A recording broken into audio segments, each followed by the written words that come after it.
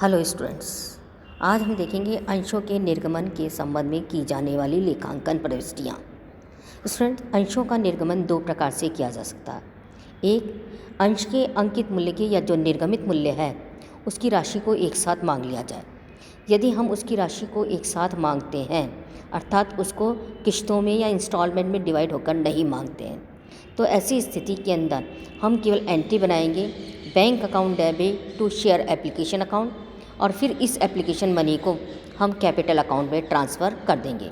तो ध्यान रहे, यदि अंश के निर्गमित मूल्य की जो भी राशि है उस राशि को हम क्या कर रहे हैं, एक साथ मांग रहे हैं, तो ऐसी स्थिति के अंदर हम क्या करेंगे, जो आवेदन पत्र के साथ राशि प्राप्त हो रही है उस राशि को प्राप्त करने की एंट्री बनाएंगे और उसे कैपिटल अकाउंट में ट्रांसफ़र करने की एंट्री बनाएंगे। लेकिन चूंकि हम देखते हैं कि सामान्यतः अंशों को टुकड़ों में विभाजित करके और उसकी राशि को मांगा जाता है, अर्थात आवेदन पर, आवंटन पर और मांग पर। तो इसे कहते हैं हम अंशों का किस्तों पर निर्गमन। जब अंश को छोटे छोटे भागों में विभाजित करके और उस राशि को मांगा जाता है तो उसे हम कहते हैं अंशों का किस्तों में या इंस्टॉलमेंट पर निर्गमन। अब इसके संबंध में हम किस प्रकार से लेखांकन प्रविष्टियाँ करेंगे। पहली एंट्री देखिएगा, आवेदन पत्रों के साथ में जब राशि प्राप्त होगी तब हम एंट्री बनाएंगे इसके अंदर bank account debit to share application, और टू शेयर एप्लीकेशन के बाद में जो हमारी अमाउंट का जो कॉलम है उसके अंदर हमें कितनी राशि लिखनी है।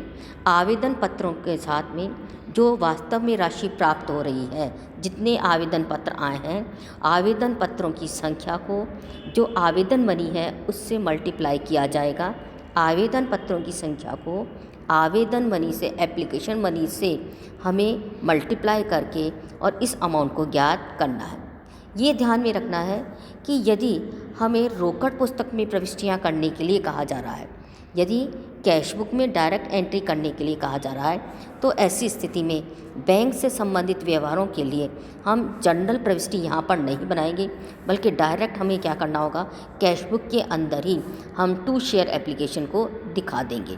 तो ये प्रविष्टि यदि रोकड़ पुस्तक में करने के लिए कही गई है तो डायरेक्ट हम रोकड़ पुस्तक में कर देंगे। अन्यथा सभी एंट्रियाँ यदि हमें करने के लिए कहा जा रहा है तो हम यहाँ पर इस आवेदन पत्र के साथ में राशि को मांगने की एंट्री करेंगे। फिर इसके बाद में अंशों के आवंटन करने पर जब हम शेयर को क्या करेंगे, अलॉट करेंगे। जब हम अंशों का आवंटन करेंगे तो ऐसी स्थिति के अंदर हमें क्या करना है, इस राशि को कैपिटल अकाउंट में ट्रांसफ़र करना है। जब हम कैपिटल अकाउंट में ट्रांसफ़र करेंगे तो एंट्री बनाएंगे share application account debit to share capital account. Share application जो खाता ऊपर क्रेडिट हुआ उसको डेबिट कर दिया जाएगा और शेयर कैपिटल के खाते को क्रेडिट किया जाएगा। आवेदन के समय प्राप्त राशि जो है वो पूंजी खाते में जितना हमें शेयर निर्गमन करने का अधिकार है, यहाँ पे हमें ध्यान में रखना है, हम कैपिटल अकाउंट में उसी राशि को यहाँ पर ट्रांसफ़र करेंगे जितने अंशों का निर्गमन करने का अधिकार था और कंपनी के द्वारा उतने आवेदन पत्र आ गए हैं। यदि आवेदन पत्र कम संख्या में आए हैं तो हम यहाँ कैपिटल के अंदर जितने आवेदन पत्र आए उतनी ही राशि को कैपिटल अकाउंट में ट्रांसफ़र करेंगे। और यदि आवेदन पत्र हमारे पास में अधिक आ गए हैं, जितना निर्गमन किया जा रहा है उससे अधिक आ गए हैं, तो हम यहाँ पर कैपिटल अकाउंट में केवल जितने अंशों का निर्गमन किया जाना है उतनी ही राशि को हम कैपिटल अकाउंट के अंदर ट्रांसफ़र करेंगे। इसके पश्चात नेक्स्ट एंट्री बनेगी हमारे अलॉटमेंट को ड्यू करने की, आवंटन राशि को ड्यू करने की।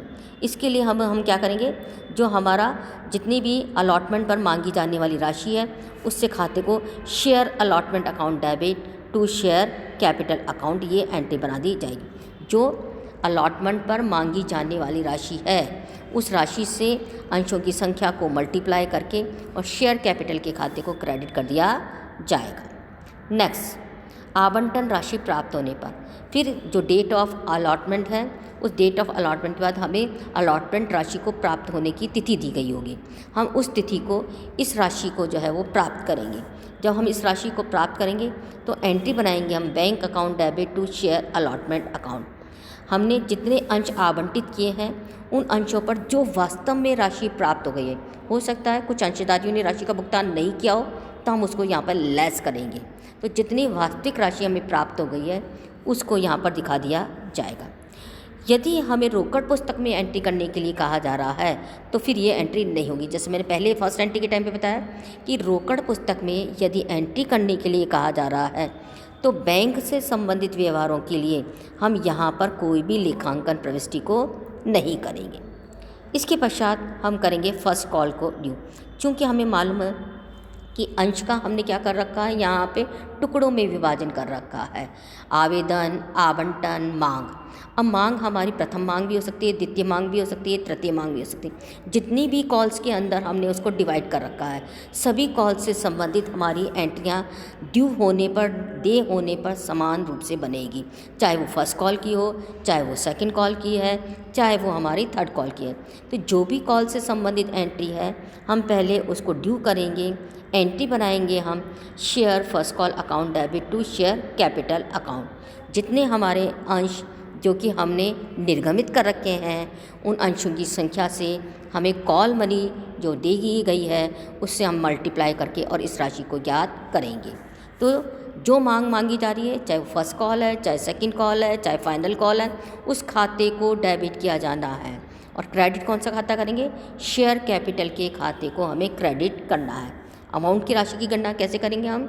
जितने अंश हमारे निर्गमित हैं उन निर्गमित किए गए अंशों का मल्टीप्लाई, उनमें से हम जितने अंश आवंटित कर दिए तो आवंटित किए गए अंशों को हमें मांग राशि से मल्टीप्लाई करके और इस राशि की गणना करनी है। इसके पश्चात हम मांग की राशि को प्राप्त करेंगे। जब मांग राशि जो है वो हमें प्राप्त होगी तब हम एंट्री बनाएंगे bank account debit to share first call account. और इस तरह से जो वास्तव में ये राशि हमें प्राप्त हो गई है उस वास्तविक प्राप्त राशि से ही यहाँ पर एंट्री की जाएगी। रोकड़ पुस्तक में यदि हमें एंट्री करने के लिए कहा गया है तो चूंकि ये रोकड़ से संबंधित एंट्री है हम इसके लिए प्रविष्टि यहाँ पर नहीं करेंगे।